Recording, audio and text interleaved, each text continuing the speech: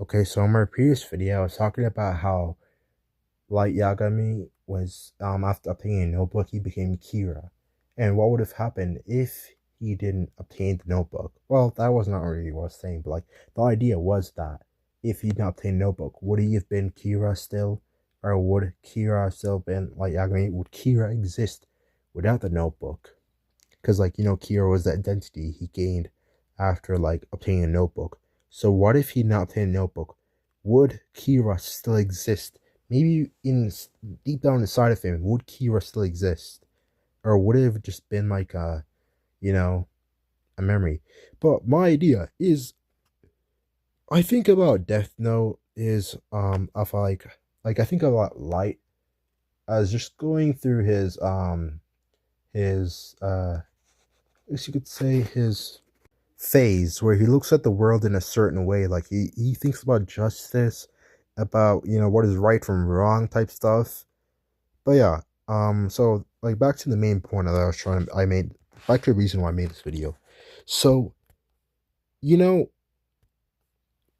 what if Light Yagami surrendered wasn't about proving his innocence, but about ending it all? We all thought he gave up the Death Note as a part of his plan, a clever scheme to outwit L. But what if deep down, Light Yagami wasn't trying to win, but he was just trying to forget? He was actually trying to lose. Think about it. The weight of being Kira, the god, the complexity, the paranoia, it was crushing him. Maybe he just wanted to like give up the notebook, like to lose it all and just like live a normal life again. Maybe it was his escape.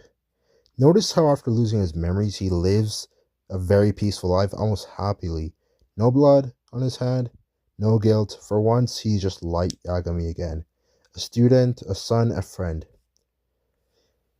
Imagine an alternate ending. Instead of becoming a cornered criminal, Light truly regrets everything he abandoned to the notebook, not to manipulate, but to move on.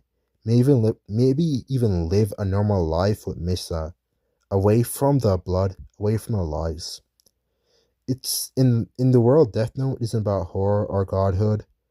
It's about a young man who blinded by power until one day he chooses to let go, not to win, not to prove anything, but to finally be free.